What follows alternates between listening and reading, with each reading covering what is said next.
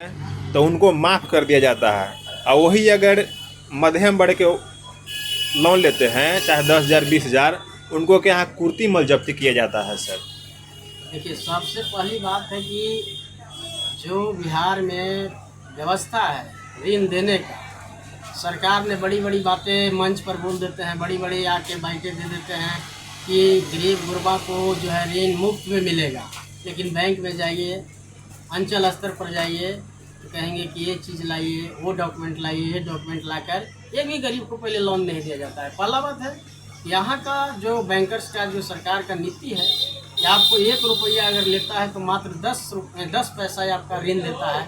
वही दूसरे स्टेट में चले जाइए, आपको 1 रुपया मिलता है और 10 रुपया ऋण का व्यवस्था किया जाता है। और यहाँ जो है से गरीब गुरबा का जो ऋण दिया गया है उनको जानबूझकर प्रताड़ित किया जा रहा है। 20-20 साल तक सूदी नहीं लिया गया और 20 साल के बाद जानबूझकर उस पर बोझ डाल दिया गया और उसको वसूली करने का काम किया जा रहा है। आज देख सकते हैं शराबबंदी में भी देख सकते हैं आपकी शराबबंदी के नाम पर कितना गरीब गुरबा को जेल भेजा जा रहा है।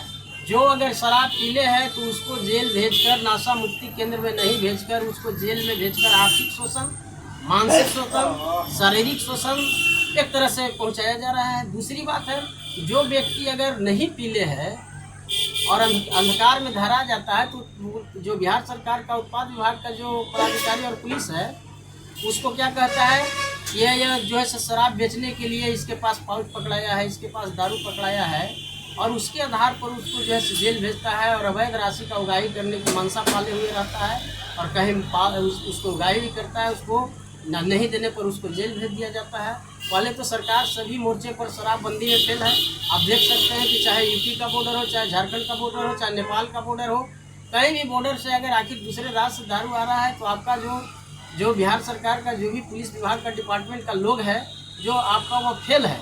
कारण कि एक भी बॉर्डर पर कोई जांच नहीं किया जाता है। घुसपैठी के माध्यम से दारू को ट्रक के ट्रक आखिर धरा रहा है। अगर 1-2-4 बोतल अगर धराता तो हो सकता है कि दूसरे रूट से भाग जाता है, लेकिन ट्रक के ट्रक अगर बिहार के अंदर में बहुत से किलोमीटर चलकर अंदर में दूसरे जिला में अगर धरा रहा है, यह साबित करता है कि सरकार से कमांड शराबबंदी पर नहीं हुआ है और कहीं भी पुलिस का जो है से कमांड नहीं हुआ। सर, इस बार जनसुराग को नया क्या देखने के लिए 2025 में मिलेगा?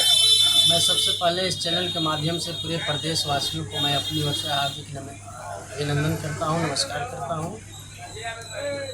जनसुराज एक नया विकल्प के रूप में जनता के बीच में आया है संपूर्ण बिहार में और हम लोग इसको बहुमत में लाने का प्रयास कर रहे हैं। जनता को आग्रह कर रहे हैं कि जो बदहाल बिहार में भ्रष्ट सरकार है उसे सत्ता परिवर्तन करके हम लोग को यहाँ जो व्यवस्था परिवर्तन करना है। क्या सर, जब भी सरकार में भी चुनाव का टाइम आता है तो लोग बड़े बड़े जुमला दिखाता है कि आपको हम कॉलोनी देंगे, नली गली करवा देंगे, बहुत जुमला अनेक प्रकार के देखा। जैसे चुनाव जीतता है 5 साल के लिए फिर कोई मैंने गरीब को पूछने तक नहीं जाता। देखिए, बात सच्चाई है कि वर्तमान सरकार, बिहार सरकार हो या भारत सरकार हो, इस प्रकार का मामला आपने जो बता रहे हैं, जो संग्रह किए हैं, वह सच्चाई है। लेकिन जनसुराज पार्टी जो है, आपको यह जुमलाबाजी नहीं है। जनसुराज पार्टी सही लोगों का चुने हुए सही लोग, सही सोच और सामूहिक प्रयास से बन रहा है। इसमें हम लोग जो भी वादा कर रहे हैं वह जनता के साथ हम लोग खरे उतरेंगे और निष्पक्ष भावना से। सबसे पहला मुद्दा, मान लीजिए कि आपको पार्टी सरकार बना लेती है, सबसे पहला बिहार के लिए मुद्दा को क्या होगा सर?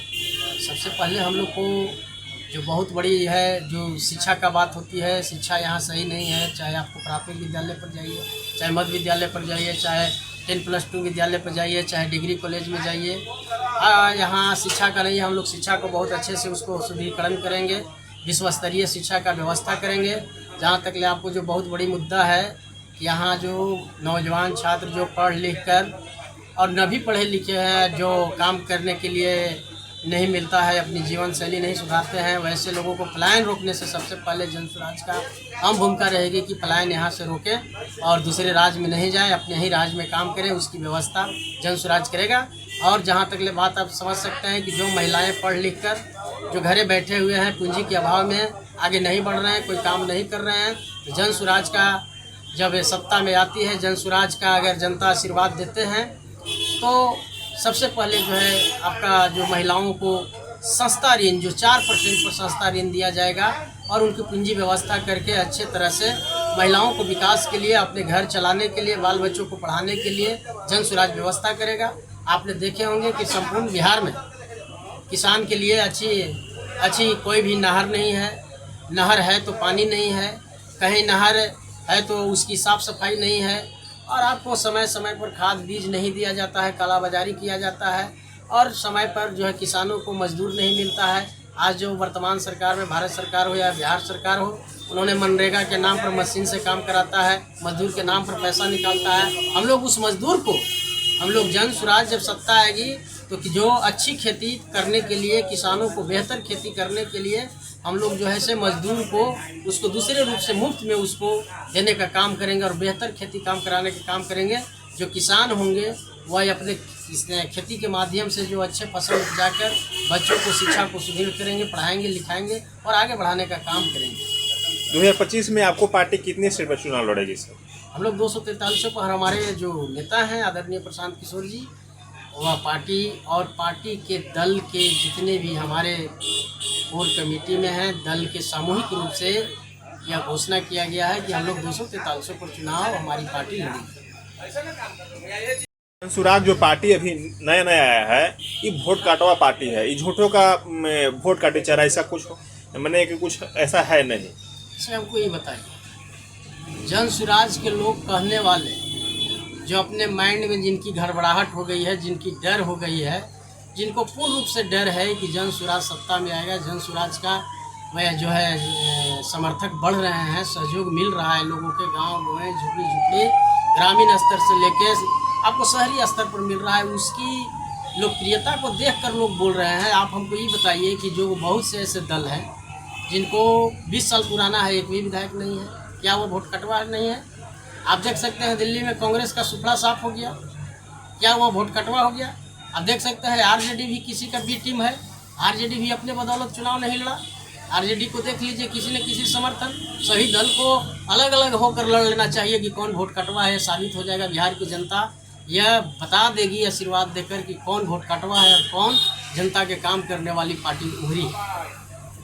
150 रुपये कमाता है, वो अगर मिस्टेक से बाई चांस पी लिया तो प्रशासन धर के डायरेक्ट उसको जेल भेजता है। वहीं अगर बढ़िए चाहे नेता हो चाहे कर्मचारी हो, अगर वो पी के पकड़ाता है तो उसको इज्जत से ले जाकर उसको घर छोड़ा जाता है। सर, मामला तो है कि बिहार में केवल दिखाने के लिए शराबबंदी, अवैध तरीके से सरकार के लोग ही, चहेते लोग ही मिली भगत से यहाँ अवैध कारोबार करके और साजिश और षड्यंत्र और राजनीतिक द्वेष में भी फंसाने का लोग काम कर रहे हैं। क्या नाम हुआ सर? मेरा नाम है रंजय कुमार, मैं जन स्वराज पार्टी के प्रदेश कोर कमेटी के सदस्य हैं, यहाँ के पूर्व चेयरमैन रहे हैं अरवल जिला का। जन स्वराज जो पार्टी है आरजेडी का बी टीम है, आरजेडी बोलता है कि बीजेपी का बी टीम है, ये क्या मामला है?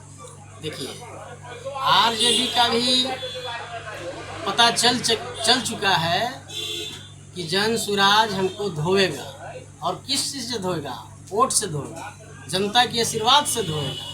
और बीजेपी को भी मालूम है कि मेरा भी वोटर जो है, जिनको हम जुमलाबाजी किए हैं नोटबंदी के नाम पर, कुछ लोग शराबबंदी के नाम पर, कुछ लोग मुँह नोचवा के नाम पर, कुछ लोग जो है से आपको यहाँ जो पीला बत्ती के माध्यम से लोगों को ब्लैकमेलिंग करके, फोटो फर्जीवाड़ा करके, गर्भाशय घोटाला करके, साइकिल घोटाला करके, छात्रवृत्ति घोटाला करके, तो उनको डर है कि जन स्वराज जो है इन सारी समस्या, इस सारी घोटाले को जनता के बीच में उजागर किया जा रहा है और जनता जो है जन स्वराज की ओर आशीर्वाद देने के लिए तैयार है। इसलिए दोनों एक दूसरे को गुमराह कर रहे हैं कि जनता दिग्भ्रमित हो जाए, जनता जन स्वराज की बातों पर नहीं ध्यान दे, और दोनों में घबराहट, इसलिए दोनों की हरास है, इसलिए एक दूसरे को बी टीम बता रहे हैं। लेकिन जन स्वराज जनता के जहन में, जनता के दिल में, जनता के लोगों उनको आशीर्वाद देने के लिए पूर्ण रूप से तैयार हो गए हैं। इसलिए दोनों एक दूसरे पर